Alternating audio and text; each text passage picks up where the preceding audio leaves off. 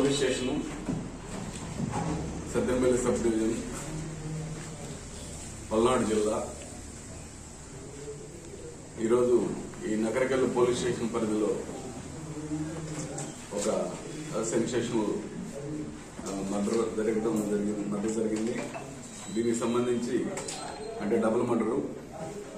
అయితే ఇది ఒక అక్క అంటే సొంత అక్కే అన్నని తమ్ముడిని చంపడం జరిగింది. చంపడానికి కారణం మేము ఇప్పటి వరకు ఇన్వెస్టిగేషన్ చేసిన దాని ప్రకారం ఎస్టాబ్లిష్ అయింది ఏంటంటే ఈ అక్యూజ్డ్ అండ్ డిసీజ్డ్ యొక్క నాన్న టీచర్ గా పనిచేస్తూ రీసెంట్ గా జనవరిలో చనిపోవడం జరిగింది. చనిపోయిన తర్వాత జనరల్ గా వీళ్ళకి ఆశ కలిగింది రిటైర్మెంట్ అదే డెత్ బెనిఫిట్స్, చనిపోయిన తర్వాత గవర్నమెంట్ ఎంప్లాయీకి వచ్చే బెనిఫిట్స్ సుమారు ఒక 60-70 లక్షల వరకు ఉన్నాయి అనేటువంటి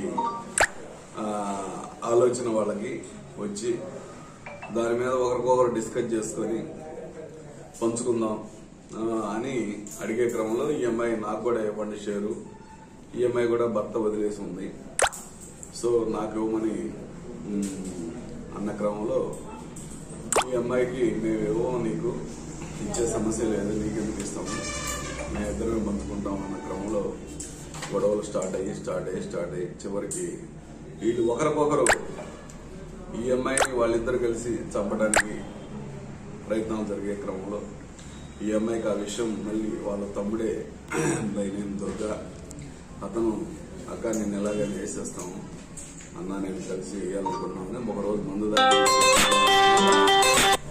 ఈ అమ్మాయికి ఆలోచన కలిగి ఈ అమ్మాయి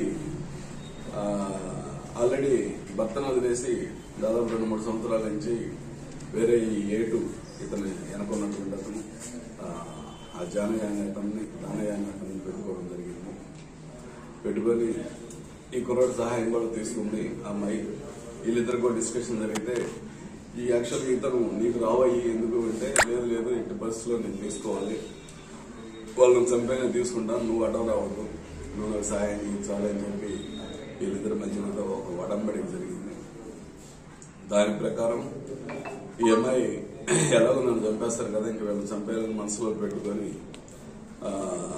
పోయిన నెల 26వ తారీఖు నాడు వాళ్ళ తమ్ముడిని బాగా తాపించి ఈ యొక్క కోరంలో పోయే కాలంలో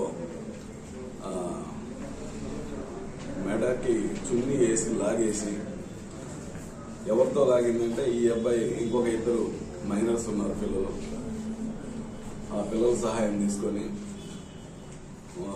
చెరవ పక్క గట్టిగా లాగేసి చంపేసిన తర్వాత ఎలా తీసుకెళ్ళాలి అంటే ఆ కాలువలో వేయడానికి వీళ్ళు చంపిన దానికి 1 కిలోమీటర్ 2 కిలోమీటర్ దూరం ఉంది, ఎలా తీసుకెళ్లాలనే దాని మీద ఈ అమ్మాయి ఉంచుకున్నటువంటి వ్యక్తి దానయ్య బండి ఉంది మోటార్ సైకిల్, దానయ్యకి ఫోన్ చేసి దానయ్య మోటార్ సైకిల్ కావాలంటే నీకు ఈ టైంలో అవసరమా అంటే పంపించాలంటే అతను తీసుకొని బండించి బండి మీద తీసుకెళ్లి కాలువలో పడేసి వచ్చేసారు. అది ఏమైందంటే ఆ కాలంలో వేసినటువంటి బాడీ కొంచెం దూరం ప్రయాణించిన తర్వాత అక్కడ బాగా జమ్ము అది బాగా పట్టి ఉంది, చాలా ఎక్కువ పట్టి ఉంది, దాని కిందకి వెళ్ళి బాడీ అక్కడే ఇరుక్కుపోయింది. సో అందువల్ల ఆ బాడీ ట్రేస్ కాలేదు, ఎవరికి బయట వాళ్ళకి ఎవరు చూసే పరిస్థితి లేదు. అదే టైంలో మా వాడు కనపడలేదని కంప్లైంట్ ఇచ్చేవాళ్ళు కూడా లేరు, ఎందుకంటే అతను అన్న యాక్చువల్ గా మా పోలీస్ డిపార్ట్మెంట్ లో కానిస్టేబుల్ గా చేస్తూ ఉన్నాడు.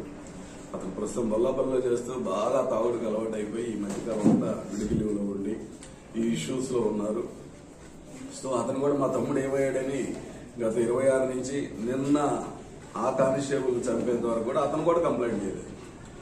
సో ఈ అమ్మాయి ఇక చిన్నగా ఏం రాలేదు, నాకేం జరగలేదు, పోలీసుకు కూడా ఏం చిన్న సమాచారం కూడా లేదు కాబట్టి ఇతను కూడా చంపేద్దాం ఉద్దేశంతో వాళ్ళ అన్న కానిస్టేబుల్ గోపి అతను కూడా ఒకరోజు అంటే 10వ తారీఖు మొన్న 10వ తారీఖు అతను అక్క డబ్బులుంటే ఒక 500 రోజు కావాలని ఆవకి రెడీ ఇతను కూడా రెడీ అవుతున్నాడు అని చెప్పి అతనికి డబ్బులు ఇచ్చేసి 500 ఇచ్చి ఫుల్ బాటిల్ తెప్పించి వాటిల్లో ఈ సమ్ మెడిసిన్ కలిపేసి నిద్ర మాత్రలు లాంటి బాగా తాపించేసి పండబెట్టేసి మరలా ఇంకొక ఇద్దరు మైనర్ పిల్లలే వాళ్ళు కూడా ఆ ఇద్దరు పిల్లల సహాయం తీసుకొని అక్కడ ఈ కాలనీలో తాడుతోటి లాగారు ముందు ఇతన్ని కానిస్టేబుల్ మెడ సరిగా ఇది అవకాది తెగిపోయిందంట. మరలా చున్నీ ఈ అమ్మాయి మెడలో ఉండే చున్నీతోటి మళ్లీ లాగి అతను కూడా చనిపోయాడని కన్ఫర్మ్ చేసుకున్న తర్వాత ఆ బాడీని తీసుకొచ్చి ఈ మన మెయిన్ కాలువ ఉంది, నగరికల్ మెయిన్ కాలువ, ఆ మెయిన్ కాలువలో తీసుకెళ్లి ఇటు సైడ్ లోపలికి తీసుకెళ్లి 1.5 కిలోమీటర్ అవతల ఎడ్జ్ లో ఉండి పడేయడం జరిగింది. ఈ బాడీ చిన్నగా వెళ్ళి మా లిమిట్స్ లోని ముప్పాల పోలీస్ స్టేషన్ పరిధిలో బాడీ ట్రేస్ అవ్వడం జరిగింది. లోపల తాగితే మా ముప్పాల ఎస్ఐ గారు రీసెంట్ గా 11వ తారీఖు కేసు కట్టడం జరిగింది ఈ బాడీ మీద.